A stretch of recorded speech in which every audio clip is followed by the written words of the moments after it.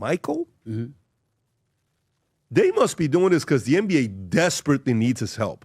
Yes, we do. Because it's lost viewership. Heck, people may watch the game to just hear his commentary and not even pay attention to the game, right?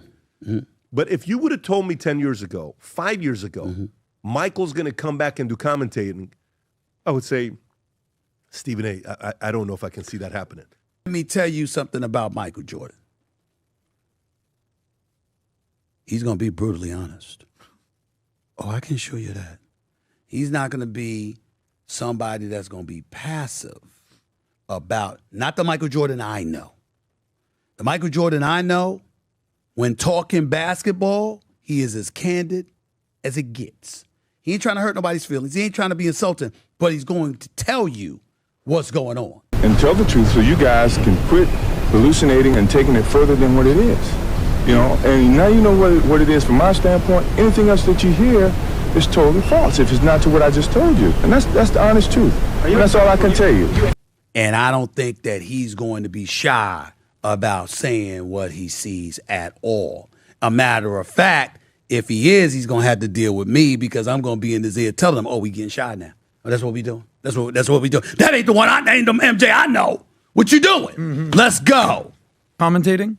Do you see him following through with this and actually getting on air doing this? Oh, he's committed to doing it. It's happening. Oh, it's happening. So what season? It's happening. This next season. You're saying MJ is coming back to the NBA. In the fall. To NBC. Commentating. In the fall. The return of MJ. And we'll be waiting for you. Stephen A. Smith opened his mouth on the PBD podcast. Nobody expected what he was about to say. Not the hosts, not the producers, not the millions of fans still debating who the real GOAT is. Because what Stephen A. revealed that day wasn't just news, it was a warning. Michael Jordan is coming back.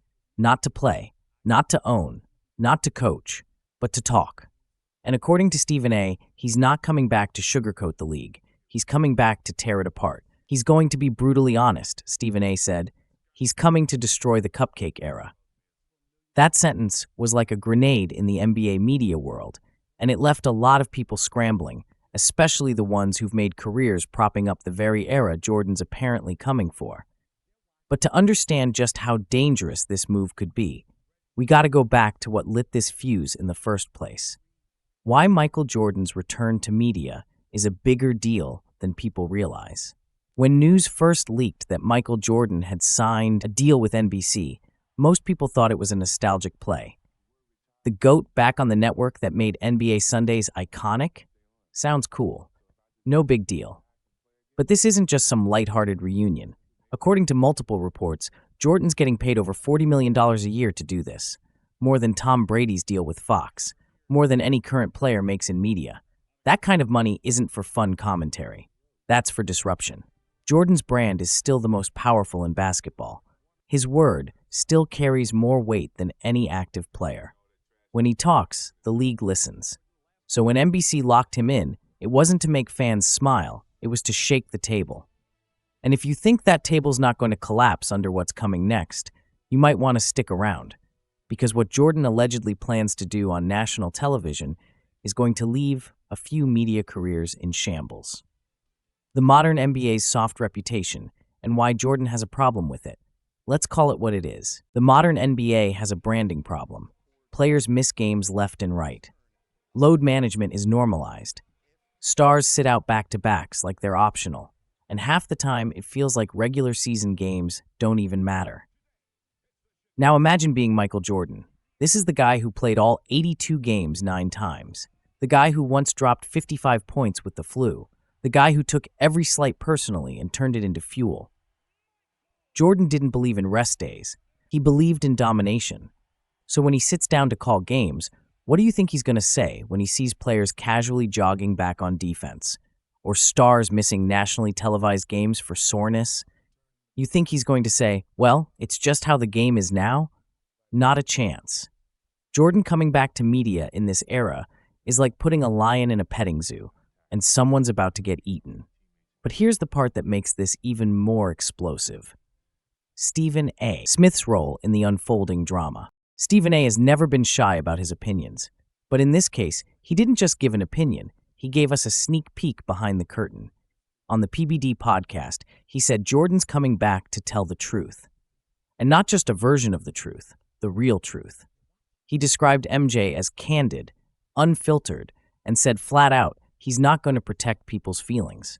That's big, because for years the NBA media scene has been dominated by what some call the LeBron camp. That includes analysts, talk shows, and former players who orbit around defending LeBron and downplaying his critics. Stephen A. all but confirmed that Jordan's return is going to blow that dynamic wide open. This isn't just about basketball commentary anymore. It's a culture war. One side wants honesty and grit, the other wants branding and image control. And when you hear what the backlash could look like, you'll understand why this might be the most disruptive media move since Shaq joined TNT, why LeBron's camp might be shaking in their sneakers. For years, LeBron James has been the face of the league, and the media has largely protected that image. Criticism of LeBron is rare. When it happens, it's usually sandwiched between compliments. And anyone who does go too far, they get labeled a hater or even blackballed from certain shows.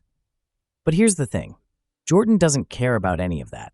He doesn't have sponsors to answer to. He doesn't need clout. And he's not trying to be anyone's friend. He's worth $3.5 billion. He's the most respected player in NBA history. And now, he's got a national mic. So what happens when he sees a game where LeBron's walking back on defense? Or when he sees a stat line padded with meaningless assists? Is he going to bite his tongue? Or is he going to say what millions of old-school fans have been thinking for years? That the modern era has gotten soft. That players don't take pride in the grind anymore. That the game has lost its edge. And if that happens on live television, in front of millions of viewers, what do you think the LeBron-aligned media is going to do? They're going to call Jordan a hater. But here's the real question. Will anybody believe them? The risk no one is talking about.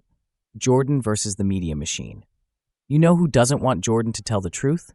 The people who've built entire platforms around protecting certain narratives. We're talking sports debate shows, big-name podcasts, social media influencers who've spent years pushing pro-modern era talking points. They've got slogans, sound bites, charts comparing LeBron to Jordan that conveniently leave out context. These people have made careers off rewriting NBA history. And now, the man they've tried to rewrite is getting a microphone. This isn't just a comeback, it's a counterattack. And some people are already panicking, because what happens when Jordan starts publicly criticizing load management, or poking holes in advanced stats, or laughing at the idea that a player can be the GOAT without a killer instinct? The media machine will try to fight back.